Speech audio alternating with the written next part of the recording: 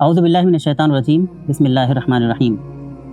شہر رمضان الذی انزل فیہ القرآن ھدی للناس وبینات من الھدی والفرقان صدق اللہ العظیم۔ رمضان کا قرآن اور تقوی کے ساتھ جو تعلق ہے وہ بالکل واضح ہے۔ مسئلہ یہ ہو گیا ہے، ٹریجڈی یہ ہو گئی ہے آج مسلم معاشرے کی، مسلم سماج کی،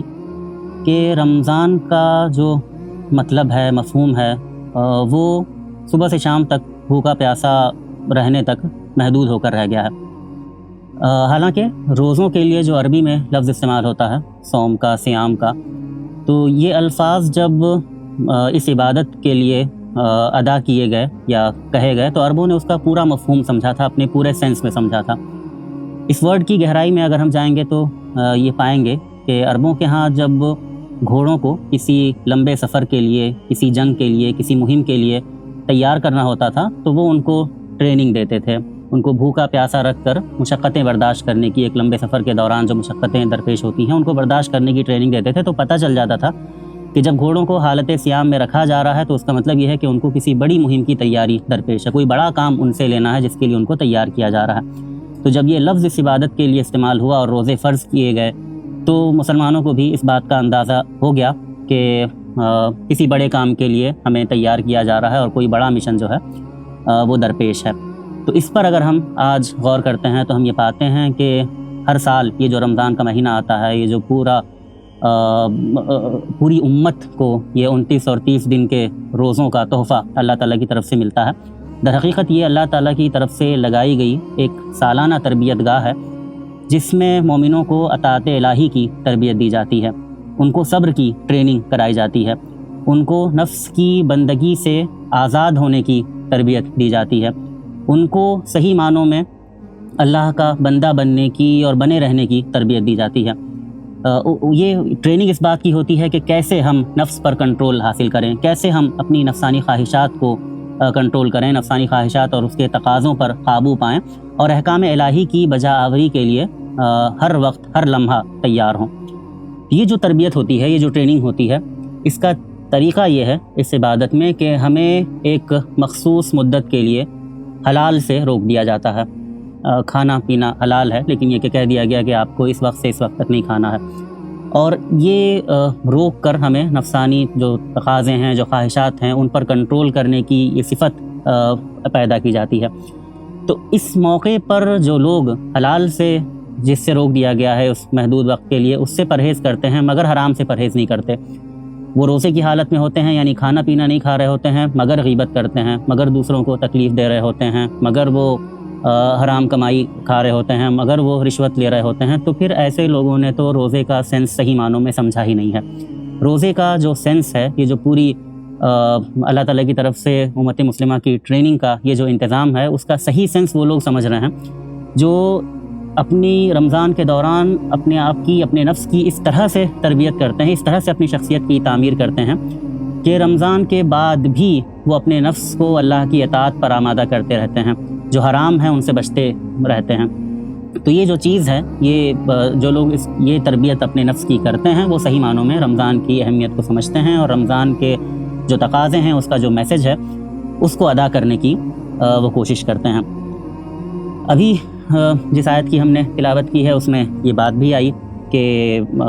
قرآن جو ہے وہ انسانوں کے لیے ہدایت ہے، اور ابھی ہم نے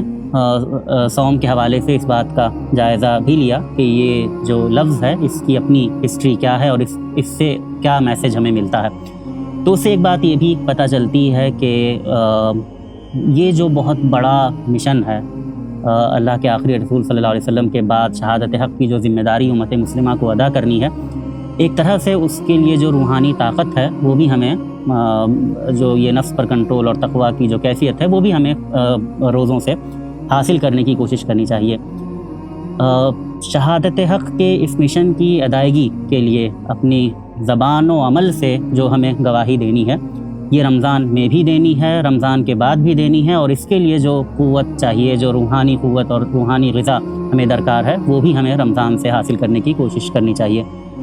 تو وہ لوگ بڑے محروم ہیں جن کو، یعنی بڑی محرومی ہے یہ کہ وہ رمضان سے صرف افطار کی کچھ اچھی ڈشز ان کو حاصل ہو جائیں یا کچھ اچھی اور مزیدار قسم کی راتیں ان کو حاصل ہو جائیں، کچھ رات جگیں ان کو حاصل ہو جائیں، یہ بہت ہی محدود استعمال ہے رمضان کا، اور بڑا عجیب استعمال ہے رمضان کا. لیکن یہ کہ اس کا صحیح تقاضا جو ہے وہ اس وقت پورا ہوتا ہے جب ہم اپنے نفس کی ایسی ٹریننگ کرتے ہیں کہ جو مقصود ہے اس امت کو برپا کرنے کا،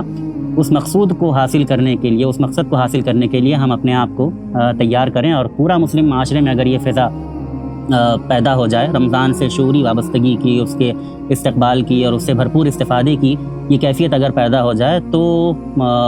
اس مشن کے حصول میں بڑی آسانی ہوگی. تو رمضان جو ہے وہ مواسات کا مہینہ بھی ہے، عبادت میں اپنا دل لگانے کا اور اس میں ترقی کرنے کا مہینہ بھی ہے. تو اس موقع سے فائدہ اٹھاتے ہوئے ہمیں کوشش کرنی چاہیے کہ ہم اپنے روزوں کے ذریعے، ہم اپنی نمازوں کے ذریعے، ہم اپنے انفاق کے ذریعے، ہم اپنے قرآن کے تعلق سے اپنا امپروو کرتے ہوئے اللہ کے ساتھ اپنے تعلق کو مضبوط کریں، اور وہ جو روحانی اسٹرینتھ کی بات ہو رہی ہے وہ اپنے اندر پیدا کریں. اور اسی طرح یہ بات بھی امپورٹنٹ ہے کہ اپنی اخلاقیات کے اعتبار سے بھی ہم بہتر انسان بننے کی کوشش کریں، اپنا بہتر ورژن بننے کی کوشش کریں، تاکہ ہر آنے والا رمضان ہمارے اندر، ہماری شخصیت میں کچھ خوبیوں کو مزید بڑھا دینے والا ہو اور کچھ برائیوں سے ہماری شخصیت کو پاک کر دینے والا ہو. تو مثلاً یہ کہ ہم یہ طے کریں کہ ہم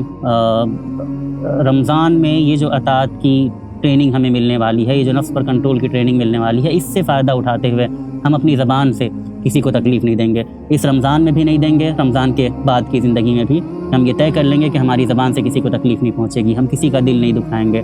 ہم کسی سے جھوٹ نہیں بولیں گے، اور اس طرح کی دیگر بہت ساری چیزوں کے ذریعے ہم اپنے اخلاقیات کے ارتقاء کا ایک اسٹیج بنا سکتے ہیں رمضان کو. اور میرے خیال میں اگر ہم ایسا کرنے میں کامیاب ہوتے ہیں تو ہمارا ہر آنے والا رمضان ہمیں تزکیہ نفس کی جو سیڑھیاں ہیں ان میں ہر آنے والا رمضان ہمیں اگلی سیڑھی پر پائے گا. ورنہ ہوگا یہ کہ رمضان پر رمضان گزرتے رہیں گے، اسی میں کوئی رمضان ایسا ہوگا جو ہمارا آخری رمضان ہوگا، لیکن سوائے دعوتوں کے اور سوائے زبان کے چٹخاروں کے ہم اس رمضان سے کوئی اور چیز حاصل نہیں کر پائیں گے. تو ضرورت اس بات کی ہے کہ رمضان کو اس کی پوری معنویت کے ساتھ، اس کی پوری اہمیت کے ساتھ اور پورے شعور کے ساتھ ہم اس کو سمجھیں، اس کے پیغام کو سمجھیں، اور اس سے بھرپور استفادے کے لیے خود بھی تیار ہوں، انفرادی طور پر اور اجتماعی طور پر بھی لوگوں کو تیار کرنے کی کوشش کریں. جزاکم اللہ.